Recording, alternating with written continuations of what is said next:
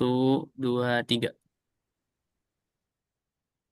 Oke, Assalamualaikum warahmatullahi wabarakatuh.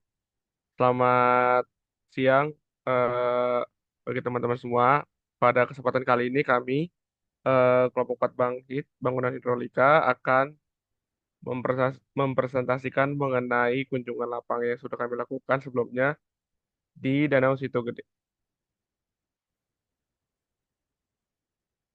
Oke, kelompok kami terdiri dari 4 orang. Pertama itu ada Aubrey Naftali Sitorus, NIM 02, Ahmad Taki Ramadan, NIM 12, dan juga saya sendiri Jose Kevin Timothy Utapia NIM 17 dan juga Antonia Eka Putra NIM 18. Oke, selanjutnya pada bagian pendahuluan ini saya akan menjelaskan mengapa kajian mengenai situ gede menjadi penting. Yang pertama itu dari sisi urgensi. Kebutuhan air itu terus meningkat seiring pesatnya pembangunan. Dalam kondisi seperti ini tuh biasanya danau ataupun situ berperan penting sebagai sumber air untuk memenuhi kebutuhan masyarakat. Selanjutnya juga terkait situ gede sendiri bukan hanya menjadi reservoir air, tapi juga berfungsi sebagai peredam banjir, irigasi resapan tanah, dan juga kawasan ekowisata. Namun, keberlanjutan fungsi tersebut sangat bergantung pada kondisi bangunan hidrolika seperti saluran, gorong-gorong, dan pintu air yang ada di situ gede. Di sisi lain, terdapat beberapa permasalahan yang muncul seperti sampah, sedimentasi, kerusakan struktur, dan juga alih fungsi lahan yang mengganggu pengelolaan air. Oleh karena itu juga perlu ada identifikasi kondisi existing agar pengelolaan air bisa berjalan efektif dan juga mendukung konservasi. Next slide. Oke, masuk ke tujuan pustaka. Di sini kita melihat peran penting bangunan hidrolika dalam pengelolaan situ ataupun danau. Yang pertama, bangunan hidrolika berfungsi untuk mengatur dan juga mengendalikan aliran air baik untuk irigasi, drainase maupun konservasi. Dalam konteks danau atau situ, bangunan itu juga menjaga keseimbangan antara inflow, outflow, dan juga tinggi muka air. Jenis bangunan utamanya meliputi saluran pintu air, gorong-gorong, serta spillway. Identifikasi kondisi bangunan-bangunan ini tuh sangat penting karena kerusakan fisik atau penyumbatan bisa menurunkan fungsi pengelolaan air. Itu sebabnya evaluasi kondisi bangunan hidrolika di situ gede sangat diperlukan untuk menjaga konservasi air dan juga mencegah banjir. Next slide. Nah, untuk situ gede sendiri, perlu dipahami bahwa situ gede ini merupakan danau buatan yang berada di Bogor Barat, di Kota Bogor, dan dikelilingi oleh hutan penelitian Ramaga. Danau ini sejak tahun 1854 hingga 1918 dan memiliki luas sekitar 17,5 hektar. Namun situ gede menghadapi berbagai permasalahan yang ada untuk saat ini seperti sedimentasi, penangkalan, dan pencemaran sampah yang berpotensi mengurangi fungsi ekologisnya. Next slide. Baik, untuk lokasi pengamatan yang kita lakukan berada di Situ Gede, yaitu di Jalan Cilubang Malang, nomor 37, Bogor Barat, Kota Bogor, Jawa Barat. Untuk lokasi pengamatan kita itu ada di 5 titik pengamatan. Dapat terlihat pada denah.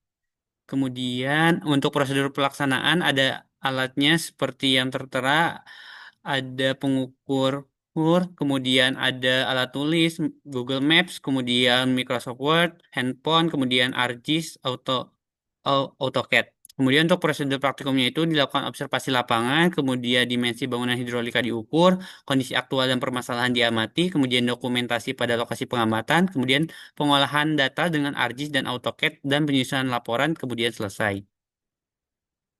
Kemudian untuk lokasi pengamatan pada titik satu itu berada pada koordinat 6 derajat lintang selatan dan 106 derajat bujur timur.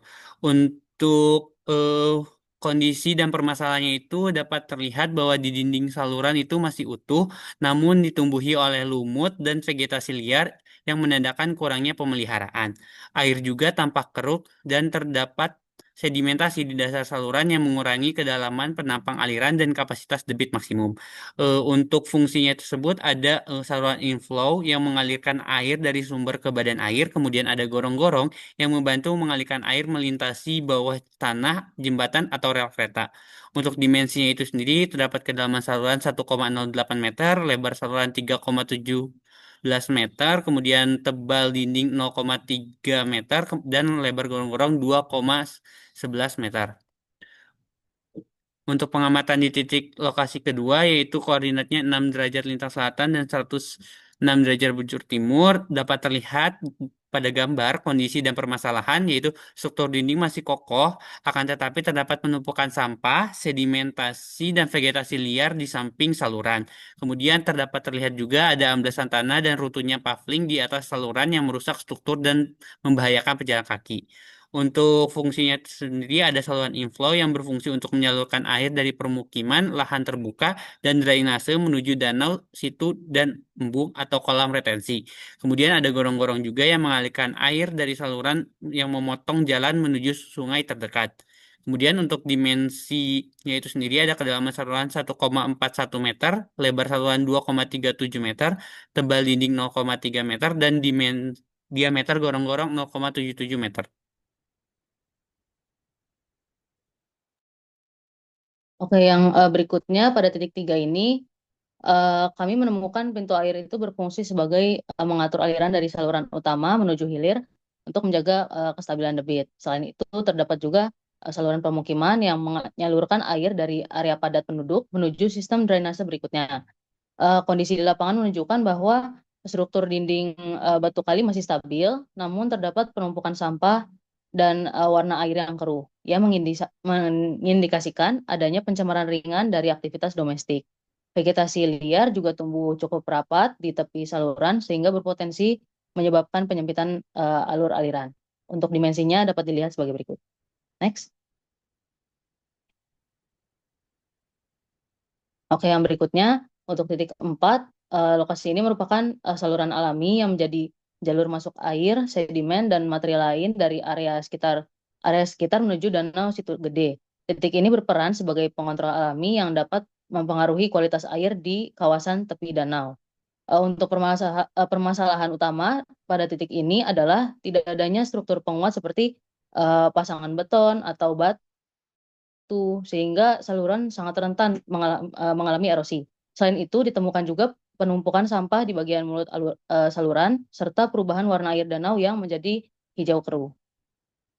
Next. Lalu yang terakhir ada titik 5.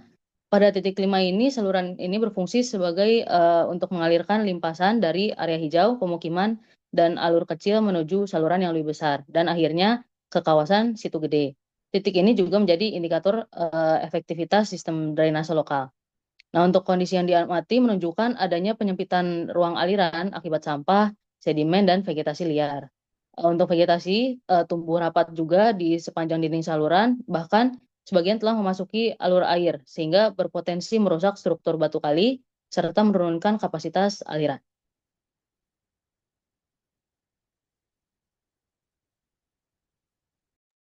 Baik, selanjutnya ada solusi penanganan dari permasalahan-permasalahan yang ada pada bangunan hidrolika tadi. Yang pertama ada perbaikan struktur dengan merekonstruksi bagian saluran yang runtuh, stabilisasi tebing, serta perbaikan mekanisme pintu air yang tidak berfungsi. Selanjutnya ada pembersihan rutin dengan pengangkatan sampah organik dan anorganik di saluran, gorong-gorong, pintu air, dan kolam retensi untuk menjaga kapasitas aliran. Selanjutnya ada pengendalian vegetasi liar dapat dilakukan dengan pemangkasan tanaman di tepi saluran guna mencegah penyumbatan dan kerusakan struktur. Selanjutnya ada pengerukan sedimen dapat dilakukan dengan normalisasi dasar saluran untuk mengembalikan kedalaman dan kapasitas hidrolik. Ada juga pemasangan perangkap sampah yang bisa ditempatkan di bagian hulu untuk mengurangi masuknya sampah ke gorong-gorong, terjunan, dan kolam retensi. Yang terakhir ada monitoring dan pemeliharaan berkala, bisa memeriksa kondisi saluran, pintu air, dan kualitas air guna memastikan sistem tetap berfungsi. Next.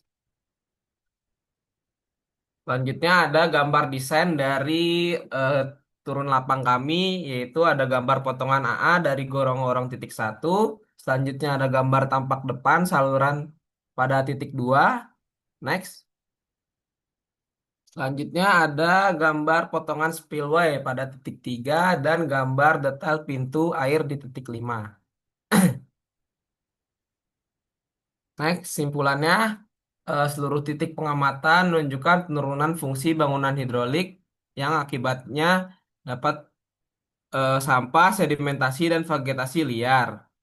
Terjadi penyempitan penampang aliran, penurunan kapasitas saluran, serta hambatan aliran pada gorong-gorong dan saluran terbuka. Ditemukan kerusakan fisik seperti amblesan saluran, erosi tebing, dan pintu air yang tidak berfungsi.